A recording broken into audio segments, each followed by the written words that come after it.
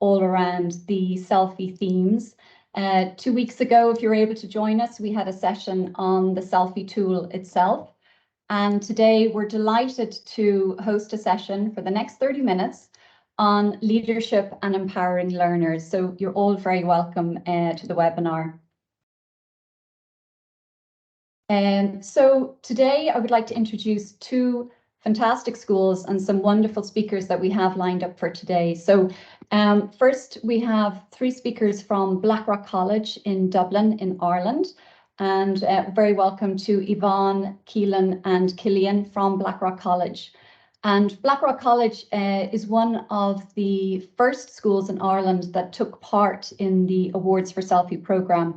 So over the last 2 years, Blackrock has been involved in taking part in the Digital Schools Awards and was recently recognised as an awarded digital school. And we're delighted to have Yvonne and Keelan and Killian presenting today on the subject of leadership and empowering learners. Our second school is Braes High School in Falkirk in Scotland. And Braes High School has been involved in the Digital Schools Awards over, I suppose it's probably over 3 or 4 years now. Recently, Braes got their recognition as part of the European programme. But before that, Braes have also been involved in the programme in Scotland, which has been running for over 4 or 5 years. And so they have been awarded under the Scottish Digital Schools Awards. And more recently here, you'll also see they have received special recognition badges for digital well-being and for cyber resilience and internet safety.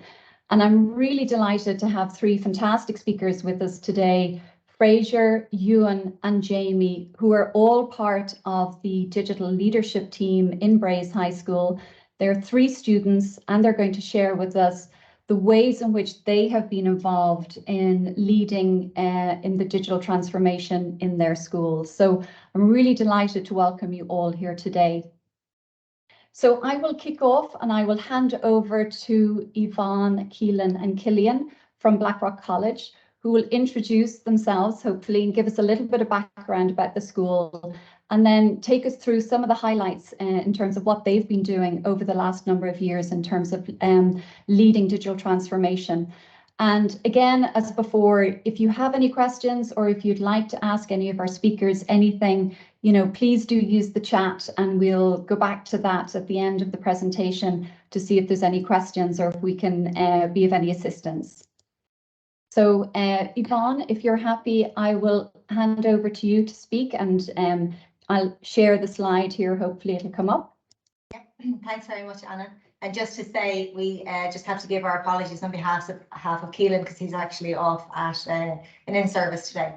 So that's actually probably one of our key learnings, in that you don't rely on any one individual for this to happen, but that you have a team so that anybody can step in at any moment when they need to. So I think between myself and Killian, we've kind of split it up into a top-down and a bottom-up approach, because we feel that both have worked for us and both are kind of really, really important in terms of making sure that any digital change is sustainable and that it embeds properly. So a brief overview of the college. We are into our 163rd academic year. So quite an old school. We've got over 1,000 pupils, around 1,027. About 82 of those are boarders. We'd have a mixture of Irish and international students.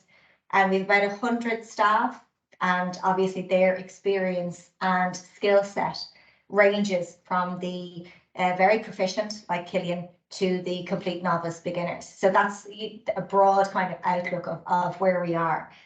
And we found being involved in digital schools actually incredibly beneficial for us as a school, because it gave us the areas that we were able to focus on. Because sometimes when you are trying to implement change or transform something, you might have an idea, but having the areas to focus on really made it an awful lot easier for us. And we're not here today to say that our roadmap will suit everybody or our learnings will suit everybody. But even if you can take one thing from what we say, then we'll have had a positive impact.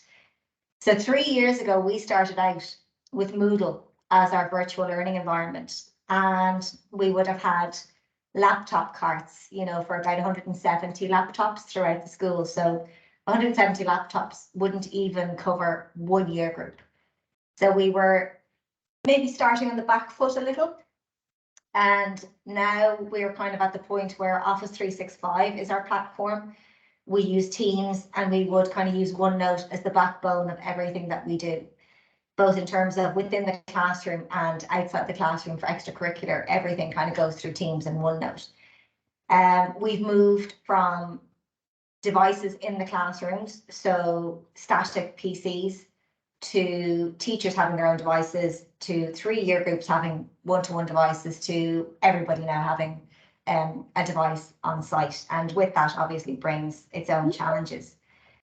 But what we were very determined about in terms of leadership was from the outset to make sure that we had 3 clear intentions. And the first was that it had to make an impact in the classroom, and a positive one, because obviously it can easily make a negative one. That we had to make teachers' lives easier, and that we wanted to streamline everything that we had in terms of IT in the college. And once we had that as kind of the basis of what we wanted to do, the next step then obviously was making sure that our communication around that was very clear.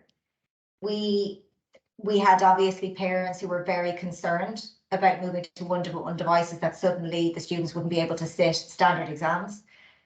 So we had to make sure that our communication was clear and concise, pedagogically sound, and that we included all stakeholders in it. So even after SELFIE, we would have run quite a number of surveys with different stakeholders throughout the years that we were introducing things to make sure that held true. And what we found is really a mixture of the formal and the informal worked for us. So I'll kind of talk about the formal avenues, and Cillian will then talk about the informal as well as empowering learners throughout the college. So our starting point was our digital strategy, and you can see that in the bottom left of the screen. So our version is obviously the one on the right.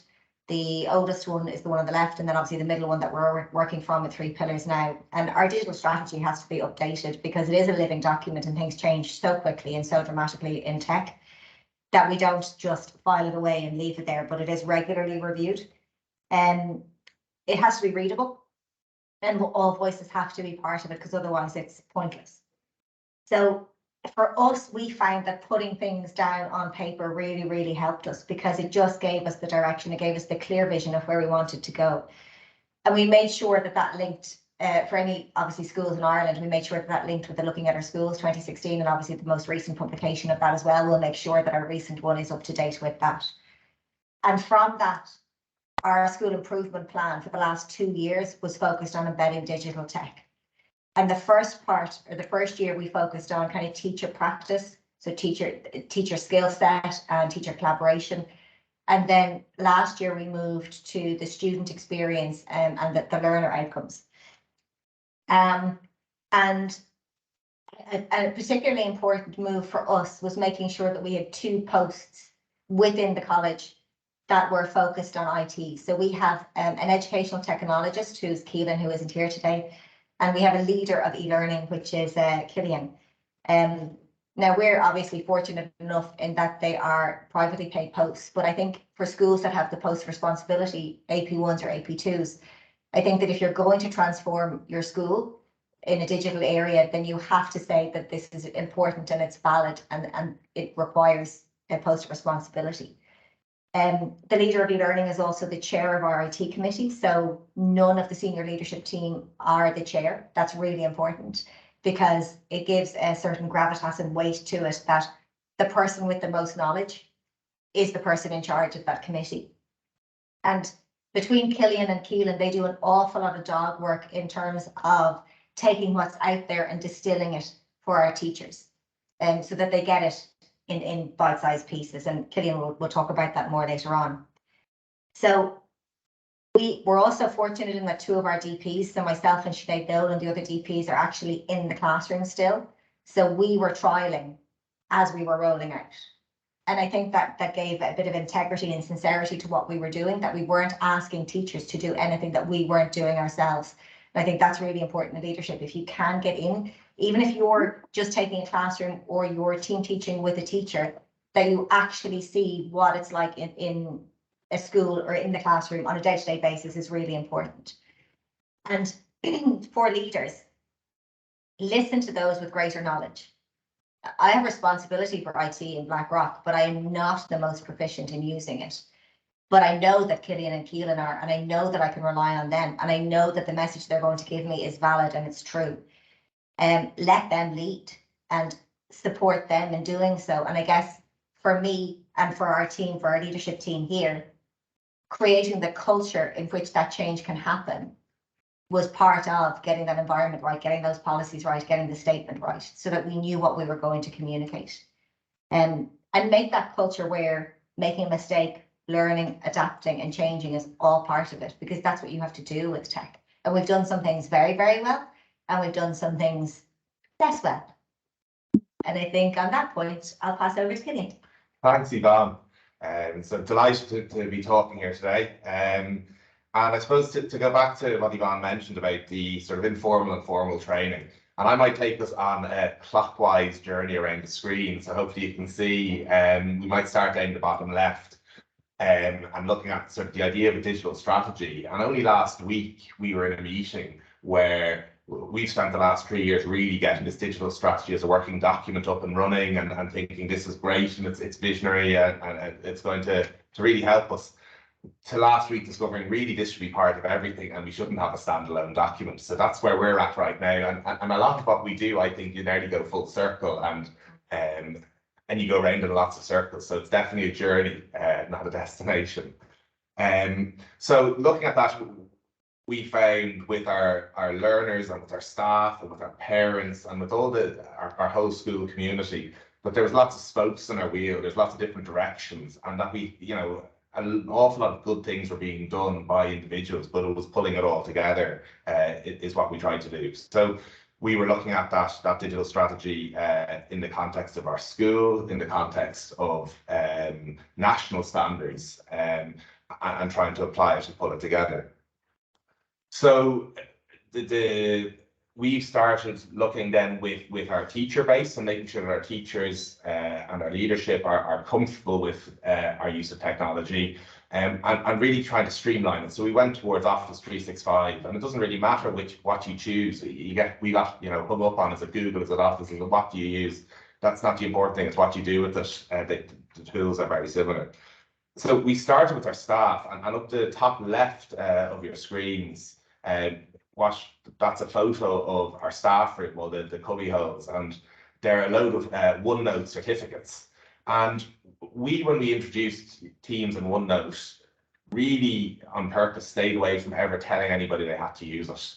And we just didn't want it to be top down. We wanted people to discover the tools and realize that this is good and makes our life easier, and to be wanting it. And that's where Keelan and my role came in. And that our wider staff role, that we're all sharing it, but if we're not using it ourselves, there's no point in doing it, because it's not helpful. So one thing we did is we looked at what's now known as Microsoft Learn, and we did one of the learning pathways on that with all our staff as part of a staff training in OneNote. But this was at a point when a lot of our teachers were already using it and had sort of discovered it, and we're really asking for it as opposed to introducing it at first. So we started with that, and that's in some ways a sense of formal training. But what's really important with that, and when we introduced devices, is that we had that informal training, and that we had a designated room called the e-learning room, where Keelan and myself are located. We also have an IT office with our IT team in there. And that it's an informal place for people to pop in and have a coffee and bring their Surface or bring any question they may have, and that we can discuss it. And what we're trying to really do now is get it right and team that up with what we have as a shared learning group. And the shared learning group meet once a month, and the idea is to share good practice teaching and learning, and also then to have the opportunity to visit each other's classes. And again, in an informal, relaxed setting, of best practice. So we're trying to bring that all together where there is places for people to meet up and have these informal experiences of what's working well, what's not working well. And then what's really important in this and the title of it is leadership and empowering learners, is that this partnership, and I bring parents into it as well, because it's important that we're all really singing from the same hymn sheet, and that nobody's afraid to help each other. And one of the things that I'm sure all of us know, that students love telling us and love being the teachers, and to really not be afraid to let students lead the way, and to be able to help each other. So we're in the process, the top right is an agenda from our student digital champions when they met themselves last week, or just over a week ago. And the idea behind that is to empower the learners, to empower them to see what do they want, what do they need help with, what can they help each other with, what can they help the staff with, what can they help the community with, and to look at that. So some of the issues, or the items they looked at, was reminding students to restart their machines, or to run updates, to see if there's any issues that have come up. Are there any Wi-Fi spots that just aren't working? Are there any classrooms where our projectors aren't working? And also to discuss what they're developing at the minute, which is a shared idea we've gotten from other schools, is a badge system, so that and we're getting the students to develop this, so that you can see the idea of bronze, silver, gold, and platinum, and different levels of competency. And we're working on the bronze first, so that when our students come in, that every student should be able to earn a bronze badge. And so it could be basic skills, being able to sign into Teams and access your classes, being able to go onto OneNote to access homework, and that we're working through these, working right up to platinum, where it's really content creation, where they're coming up with their own digital ideas. So that's hopefully a sort of an overall picture of what we're doing, and I suppose that the key thing is it has to have a say. Everything we do has to have a say in pedagogical basis, and has to have a formal element to it in training, but also that it's the community learning, it's peer learning, it's empowering the students so that they're learning, that we're learning from them all the time, and it's a community. I think that's the key thing for us, is that we all work together. So hopefully that's it. That's it. And we'd be really happy. We're looking forward to hearing from the other students, and we'd be very happy to take any questions. Thank you so much, Keelan and Yvonne. That's fantastic. And I'm very interested, first of all, Yvonne, I love how, you sort of reversal in terms of the leadership roles, empowering, your team, and actually you being part of the sort of the rollout in terms of, actually seeing how it is in the classroom itself. I mean, I'd be very interested in, I have a couple of questions that I'd love to ask. And what I think we could do here is perhaps if we hand over to Ewan Fraser and Jamie, and we give them some time to present, and then at the end we actually sort of come back to questions, so that we have plenty of time for the speakers, and then hopefully people can hang on a little bit at the end, and let's hear some of the questions that are in the chat, and I'd love to ask a couple of questions myself. So I know Ewan Fraser and Jamie, you have your own slides, so if you'd like to share on the screen, I will hand over to you. Hello. Hi. I'm just getting the slides up now. Thank you. Super, thanks. Is that working? That is working. That's coming up. Yeah. Oh, that's at the end. Sorry about that. Okay. Hello. My name's Fraser, and I'm with Ewan and Jamie, and we're digital leaders from Braes High. And so obviously we're pupils, so we've seen the opposite side of everything. So yeah, we're here to talk to you about that today.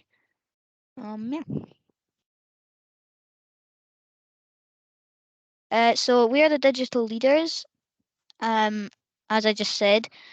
Sorry.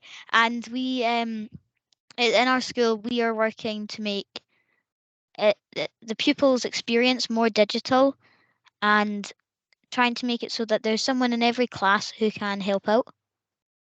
Does anyone else have anything to say? We went through a section where we put out quite a few help videos to help pupils with things such as logging into their Teams account, going on to Glow, saving files, everything that would help them have a good digital learning experience. And we put them up on our YouTube for anyone who needed them. Oh yeah, go on. We also made the Digital Den, which is a pupil study and learning space. So in the Digital Den, we've got some of the best computers in there, and so a lot of classes can run their digital, cybersecurity and other classes, but it's also a place for them to study where they've got places they can access their Teams, their Office, their Google Classroom, and all of the places and it can run them without being slow.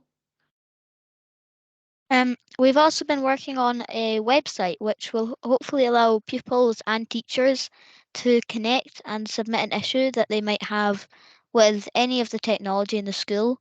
And then if it's an easy-ish issue, we can come solve it, or we can get someone higher up in the school to come solve the issue. I think that's, yeah.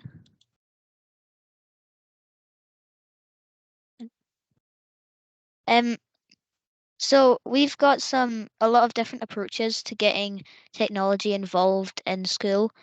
Some of the more obvious ones would be using the iPads, which we've all been issued with, or the computers. But just using stuff like Sheets or Excel in maths has been a big help.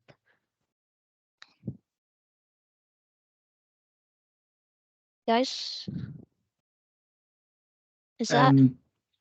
Don't really have much more to add to that. Digital learning has been a massive help in how things are taught in our school, allowing for more accessible lessons for some who needed it. Certain things became a lot easier with the introduction of technologies, as Fraser said, using Excel and maths. That was a massive help. And with the larger focus on technology, finding a lot more lessons are able to go digital and requires less resources. It's just a more efficient way of teaching in many ways. Yeah. Okay. It also makes it a lot more fun, as there's game websites that can enhance your learning, like Kahoot, BlueKit, and Quizlet, which are all games, but they're designed for learning. So you can go against your classmates and have a bit of a rivalry, but you're still learning and having fun. Yeah. Somebody was in the chat asking to see pictures of the Digital Den. We don't have many photos at the moment, and it's still in its early stages, but I do have one oldish photo that I could show you.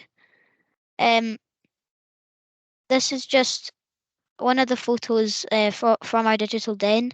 Right now, we're still in the working of making it comfortable and safe environment, but it's just basically a room with computers where people can study or work out of class, or if they're very well behaved in class, they can come and do their learning here. So it's kind of a reward for those pupils who go the extra mile in class and outside of class. And certainly the best news about the Digital Den is it's in very frequent use.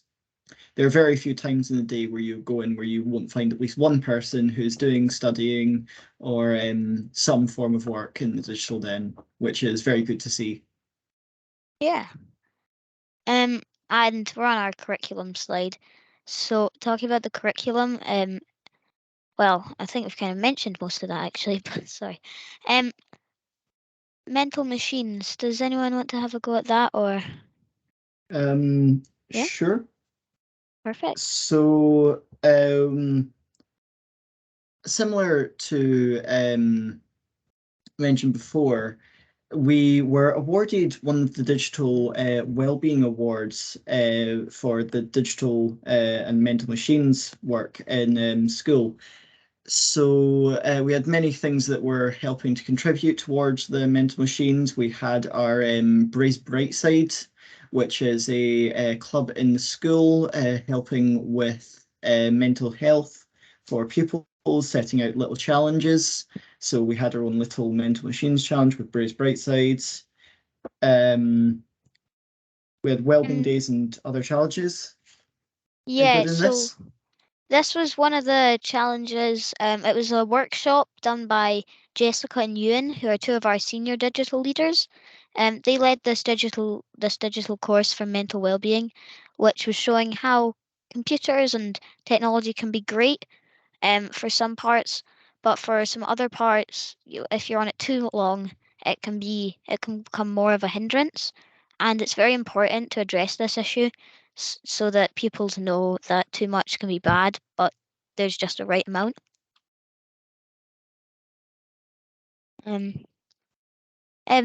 our school has recently been focusing a lot more in the technologies department because we know that the world's evolving to use technology, and so should we.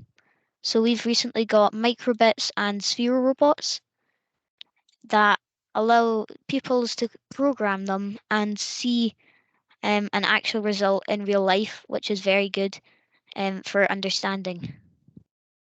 We've seen a lot of success with our more like practical digital equipment because of course if you have something in front of you that you've coded that you can like see what you've coded and done in real time, it's a lot more, gives a lot more feedback to the pupil than say just, sitting down in front of a computer screen with something that they won't be able to fully see. So things such as the microbits allowed us to hold what we had coded, play little games. There was a lot of success in my class with that because it was a very engaging lesson with that. We've also seen several extracurricular clubs come up around the digital equipment within the school. There's a coding club where the Spheros and the Sphero RV are very popular. There's the Lego there's a Lego club which is all about codings. I know you do that, Fraser, if you want to talk about it. Yeah, the technologies department has been supporting all over the school, and that also means that different subjects can get involved. And down in DT, we have a Lego club, which is basically where we build a robot that can manage tasks and we program it. So this equipment, you can build your own creation and then program it, and it's again engaging and seeing your own thing in front of you, and it's very good for that. Yeah. But also back to the curriculum. It's just as all this technology, it's also online software. So making sure that we're always using Teams and classrooms as well, just to make sure that everything we do in class is also online, so we can access it at home. We can't really do that with robots, obviously, but there are online versions of all of these that we can use as well. And it's like you can go from you can have the Lego club, which we can enter in competitions, but at school we also have like coding clubs. So at the moment we're teaching them how to use the spheros and like how to code them, move them about, and we recently got funding to buy a Sphero RVR, which can see colours and can change the light, and it's really, really cool. So That brings us on to device deployment, which Ewan can tell us a bit about. So in the last couple years, sorry, we've been the Falkirk Council has seen that we need to be more digital in our learning and how to become to make it easier and more accessible for everyone to work from home. So one of their things that they wanted to do was buy iPads for everyone. So in the school, we have deployed so far 1,107 iPads, which is for every single teacher and every pupil in the school. And we can add apps that it can help them with maybe if they're struggling to maybe read, but something like a text-to-speech reader would help, or opposite to that, a speech-to-text converter would also be better. That can be added and it can help pupils. But the sorry, Fraser. No, go on. But the iPad, it's not like you get the iPad and you can install whatever you want on it. The iPads have been locked down and teachers can see what the pupils are doing, and we've got a system where teachers can add apps to the app portal so they can go, we need this for learning, and then they add the app to that portal and then students can download it.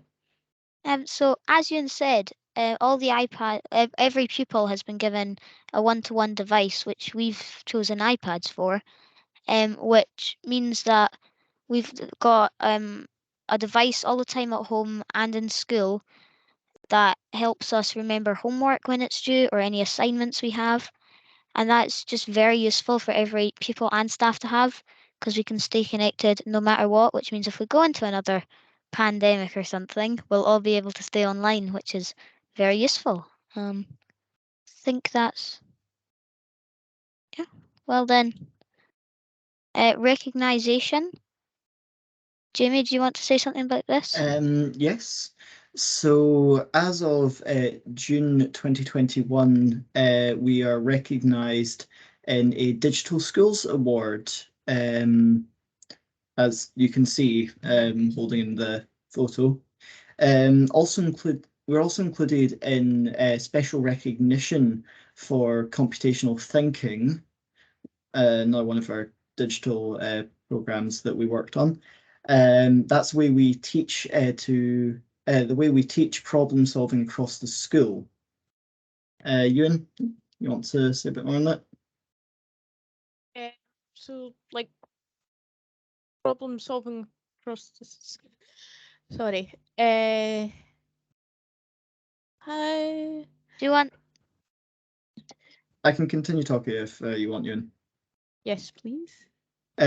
We are actually particularly proud of the programming activities and challenges in the computing science and engineering science departments. It's been a lot of good work there.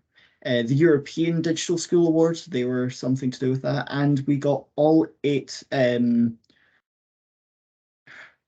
competencies, and so we are now selected, this is a big thing, we are selected to be a European mentor school, which was a big piece for us, and we are very proud of that. Yeah, so we always find that in school that for what pupils do online or even just on paper, it's very important that they get recognised for the hard work they put in. And we also think it's great that digital schools have recognised the work that we've put in. And yeah, our school's all about recognition, and we're very happy for that. I think that's everything. Do you have any questions? That's really super. Fraser, Jamie, and Ewan, just congratulations. That was really excellent presentation, very interesting, and presented, I would imagine, as well as your digital technology coordinator Ian Vosser, who has been working with you and put you forward for this, or you may even have volunteered, but really excellent presentation. I'd love to hand over, Aoife, if there are any questions in the chat. Is there anything? No, all the questions have been answered that were asked there, so Super. if anyone else has any questions now. Yeah, well, I would be very interested. I mean, from your point of view, Fraser, Jamie, or Ewan, I mean, how much do you think, you know, since you've started school or where you are today, I mean, has much changed? Do you feel that the transformation that your school has undergone and that you've taken part in is actually going to set you up in the future? And do you think you've changed as a result of your involvement in programs such as Digital Schools Awards, or the work that you do in Braes High leading digital transformation? Yes, it's been a big bit of my time in school, at least for me, because of course, as starting school, we had the problems of COVID and lockdown. So we had to do a bunch of online and digital learning, which went okay. High school was much more prepared for it, and it ran smoothly. But then, as digital leaders began to change things, we had better ways of learning at home, more accessible ways of learning at home, and it was a lot more organized. It felt a lot easier to get around the problems of having to do some learning at home. Of course, after the iPads were deployed, we had our own tool for checking on homework, a very easy way of checking what teachers had set us, any work that was needing done, which has really made it a much less stressful experience for me at school. And I'm sure many other pupils would agree with me on that. Yes, I joined in, well, when I joined in S1, Mr. Vosser also joined, and he was a big part in the digital move and the digital change. So I think we saw a lot of change, and because we joined when he did, we got to go through every step with him. And at the beginning of the school year, everything was on paper, handing stuff in jotters. But now it's all online and it's so much easier. And as Jamie said, it's a lot more smooth to get things done. I mean, for a lot of schools that will be sort of thinking or in the process of getting to where your school is, I think that will be very good news to hear. And that's, I mean, even things, you know, that it is more efficient, but that it actually creates a better environment for pupils and makes them less anxious and more accessible. So I think that's going to be really good news for a lot of schools that are perhaps, you know, developing and on their way to where you are. So Ewan and Jamie and Fraser, thank you so much. I mean, I just have one question I'd love to ask Yvonne and Keelan, and I know some people will have to drop off, and it's probably the tough question that everybody sort of, and certainly it's the question that we get asked a lot. It's about impact of technology in terms of learning outcomes. And Yvonne or Keelan, I don't know if you have the silver bullet in terms of an answer. How can you evaluate the work that you have done in terms of, you know, bringing technology into the classroom, you know, creating an environment where, you know, it's sort of seamless integration? And does it actually impact on learning outcomes at the end of the day? Or have you any thoughts around how you might look at that in the future? Yeah, well, it's actually something that we linked in with UCD about, because we were very conscious that we didn't have the silver bullet, that we weren't sure. And we had a lot of parents who were very concerned about the pedagogical impact and were concerned that it would be negative. Like a lot of our feedback on it would come from qualitative more than quantitative data. We, as I said, like at the start, we have done a lot of surveys.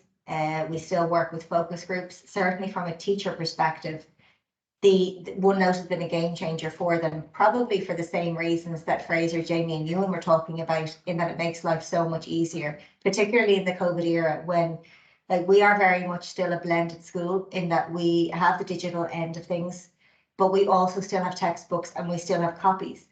But instead of teachers having to take up realms of paper, they would get students to write it, so they still have the practice in writing it, and to take a picture and put it into OneNote, and then the teacher would mark it digitally, and they would either have handwritten notes or they would give audio feedback.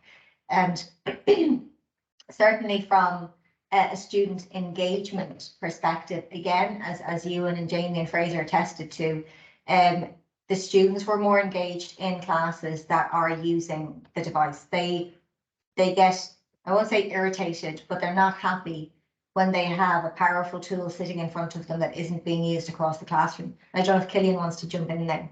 Yeah, like it's a really good question, because it's something that we've discussed an awful lot about how do you measure success in this, and you know, it's not black and white. We can't say that grades have increased by X% or decreased by X%, and it's why we've linked up with third level institution also and industry and we're asking that question. In like one thing, we've done a lot of surveys. We surveyed our students, our parents, our teaching staff in preparation, but also last year, and we'll repeat this year with our second year of being a one-to-one school, and questions really to get a snapshot, such as you know, the Surface Go, which is what we have, has helped my learning. I use my device both in school, at home. I remember to charge my device. I use my digital pen, or I don't use my digital pen. So to try and get a snapshot of what the students say, what the parents, and also then what's important, that is to see, do the students, teachers and parents agree, or do they highlight different areas? And that's, I suppose, what SELFIE does as well, is to try and look at the different areas. So that's a more qualitative way of looking at it, and very interesting. And one thing that came with using Teams and OneNote, that the vast majority are very confident using them after 1 year of having one-to-one. So, and for us, it was about future-proofing our students, that this is not going to be the panacea that solves everything for them in a classroom, but it will make their life easier. And again, the boys from Braes High have said that we want to make education more accessible. So, you know, things like immersive reader are really, really important. Even the PowerPoint subtitles at the bottom for our international students can make life a little bit easier, or Ukrainian students make life a little bit easier for them. So it isn't about solving everything with digital tech, but it's about acknowledging the fact that it is an integral part of society, and we can either adopt it and teach students that this is an educational tool and it has its value, or we can just sit in a dark room and hope it all goes away, which it's not going to. Yeah. That's great. And I know, as you say, perhaps returning to the SELFIE tool over a period of time, reassessing and reflecting again in terms of, you know, how the school measures itself, how the pupils measure progress, and that could be a way as well of looking at, you know, progress and impact. But I just want to then thank you so much, Yvonne and Keelan, Ewan and Jamie and Fraser. I know we've gone over, but I think this was really worthwhile. You know, these two schools, Blackrock and Braes, as you mentioned, Fraser, you are both schools that signed up to the mentor program, which is a volunteer, you know, position. Those schools that achieve the Digital Schools Award are invited to participate, and it really is such an important part of growing the community of digital schools in your own country, but also across Europe. And I just want to thank you both and for all our speakers today for their time and for giving of their time over the next number of months, because I mean, Yvonne, you mentioned, you know, inclusion and the importance of technology in terms of creating an inclusive environment for all pupils and all abilities, but you are also going to be sort of supporting schools, you know, outside of your own school. You're going to be supporting other schools and teachers to really sort of advance and develop and to help them in terms of accelerating their development. So I just want to thank you all for that. And on that note, you know, in 2 weeks' time, we're going to have our third session, which will focus around collaboration and networking. So I hope for many people, you'll be able to stay on the journey with us and join us for that. And I will now close today's call and just finally again thank our speakers for wonderful presentations and for taking the time to be with us today and to share their experience in terms of leadership and empowering leaders. So have a lovely evening, everyone, and we'll see you again soon, hopefully. Thanks very much. Thanks, everyone. Thank you. Thank you. Thanks, everyone. Thank you. Thank you. Thank you. Bye.